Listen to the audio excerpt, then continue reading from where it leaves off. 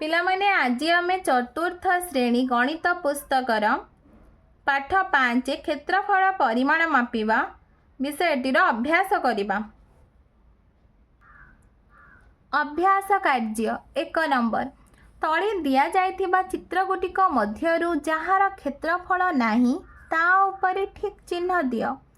ପିଲାମାନେ ତୁମେ ଏହି ଚିତ୍ରଗୁଡ଼ିକ ଦେଖ। ଯାହାର କ୍ଷେତ୍ରଫଳ ନାହିଁ ତାକୁ ଆମେ ଠିକ୍ ଚିହ୍ନ ଦେବା। এই ଚିତ୍ରଟିକୁ ଦେଖ, ଏହା ଆବଦ୍ଧ କ୍ଷେତ୍ର ନୁହେଁ, ତେଣୁ ଏହାର କ୍ଷେତ୍ରଫଳ ନାହିଁ, ତେଣୁ ୟାକୁ ଆମେ ଠିକ୍ ଚିହ୍ନ ଦେବା।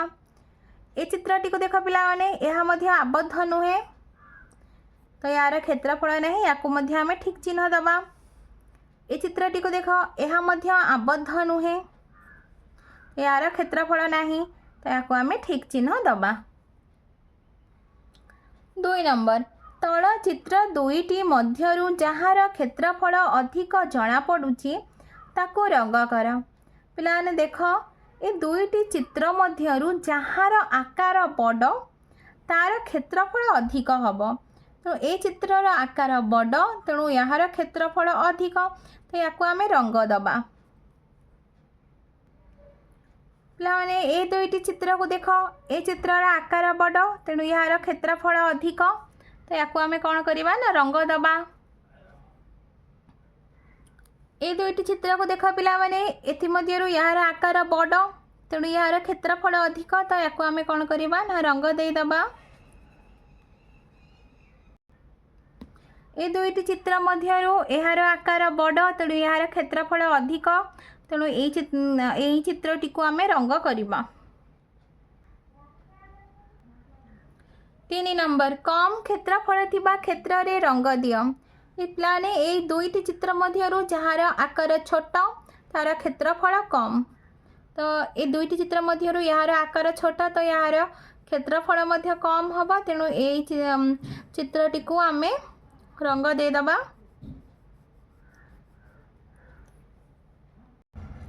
এই ଦୁଇଟି ଚିତ୍ର ମଧ୍ୟରୁ ଏହାର ଆକାର ଛୋଟ, ତେଣୁ ଏହାର କ୍ଷେତ୍ରଫଳ ମଧ୍ୟ କମ୍ ହେବ, ତେଣୁ এই ଚିତ୍ରଟିକୁ ଆମେ ରଙ୍ଗ ଦେବା। এই ଦୁଇଟି ଚିତ୍ର ମଧ୍ୟରୁ ଏହାର ଆକାର ଛୋଟ, ତ ଏହାର କ୍ଷେତ୍ରଫଳ କମ୍ ହେବ, ତ ଆମେ ଏହି ଚିତ୍ରଟିକୁ ରଙ୍ଗ ଦେବା। ଘ ନମ୍ବର। এই ଦୁଇଟି ଚିତ୍ର ମଧ୍ୟରୁ ଏହାର ଆକାର ଛୋଟ, ତେଣୁ ଏହା କମ୍ କ୍ଷେତ୍ରଫଳ ବିଶିଷ୍ଟ, ତେଣୁ ୟାକୁ ଆମେ ରଙ୍ଗ ଦେବା। 4 ନମ୍ବର ଦେଖ ପିଲାମାନେ, ତଳେ କେତେଗୁଡ଼ିଏ ଉକ୍ତି ଦିଆଯାଇଛି, ପରିସୀମା ସହ ସମ୍ପର୍କିତ ଉକ୍ତି ପାଖରେ ଥିବା ଶୂନ୍ୟ ସ୍ଥାନରେ ପରିସୀମା ଲେଖ। କ୍ଷେତ୍ରଫଳ ସହ ସମ୍ପର୍କିତ ଉକ୍ତି ପାଖରେ ଥିବା ଶୂନ୍ୟ ସ୍ଥାନରେ କ୍ଷେତ୍ରଫଳ ଲେଖ। କ ନମ୍ବର ପ୍ରଶ୍ନ। କ୍ଷେତ୍ର ଚାରିପଟେ ବାଡ଼ ଦେବା।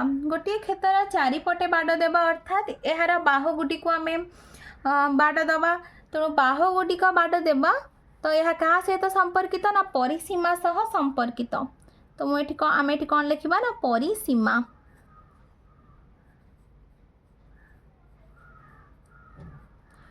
ख नंबर प्रश्न।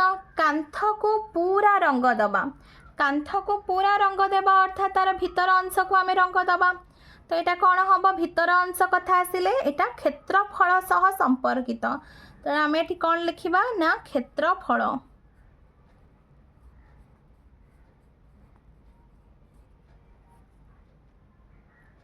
ग नंबर प्रश्न देख पिलाने। घर चट्टाण रे टाइल बिछाइबा। घर चट्टाण रे टाइल बिछाइबा अर्थात यार भीतर अंश रे आमे टाइल बिछाइबा, तो यहाँ कौन हम क्या सहित संपर्कित, यह क्षेत्रफल सहित संपर्कित।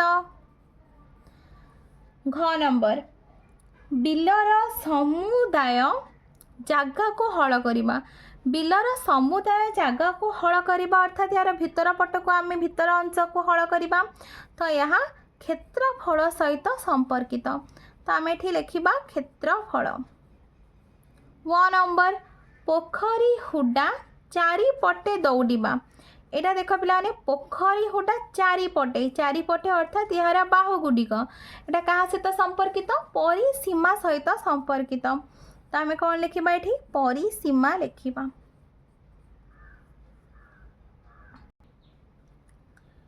कलापटार पृष्ठ को सफा करवा।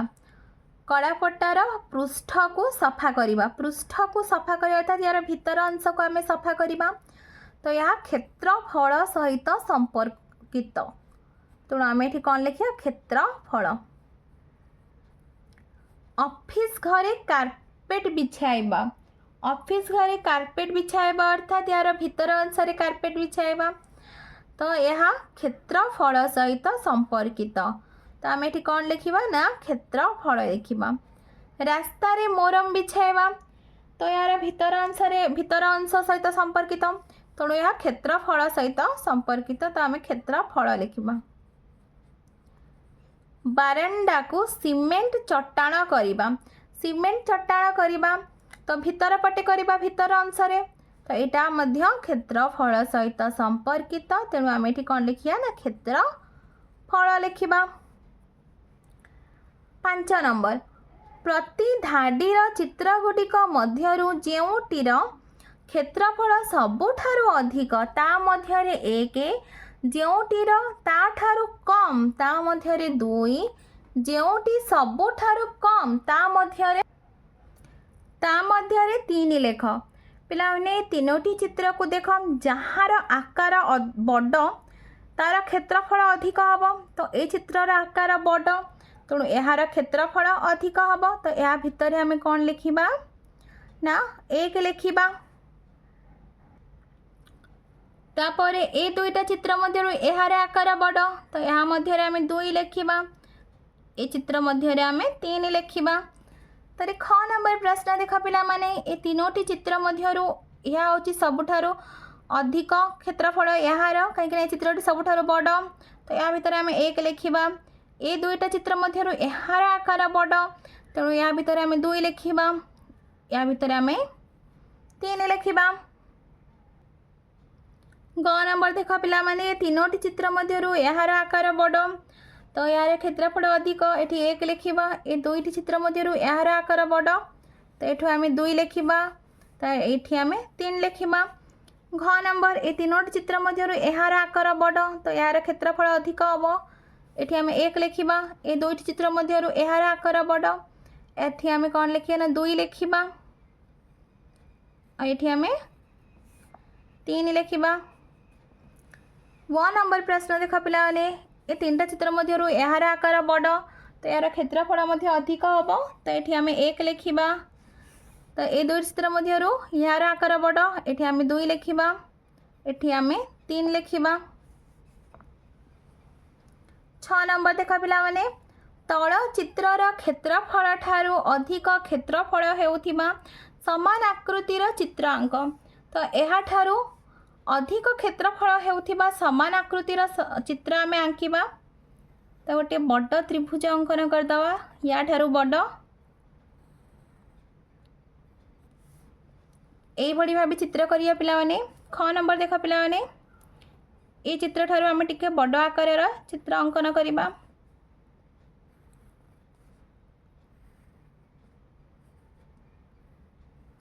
बिल्कुल यहीपरि भाव कर। ग नंबर देख पिला माने या ठारू बड़ आकार आम टिके गोटे चित्र अंकन करवा।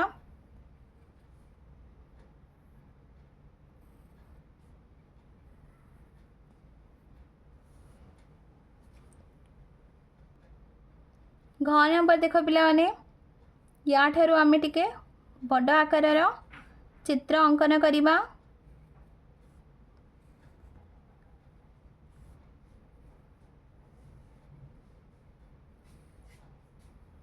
बिल्कुल यहीपरि भाव तुम मैंने चित्र अंकन कर।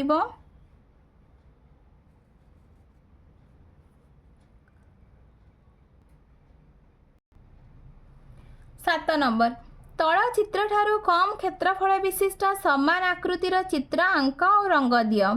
तो या ठारू आम कम क्षेत्रफल विशिष्ट समान आकृतिर चित्र अंकन करवा। यहीपरि भाव कर पाने क नंबर। ख नंबर देख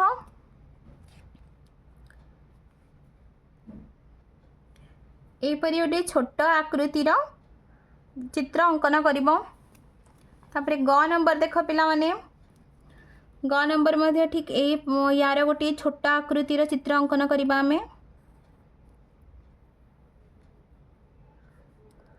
ए सब चित्र को आम रंग मध्य दबा। घ नंबर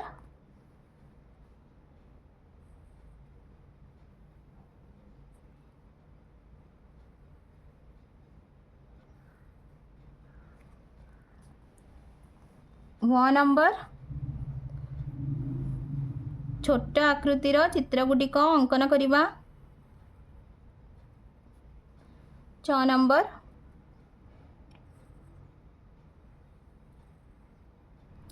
एबे आमे यही चित्र गुड़िक रंग दबा।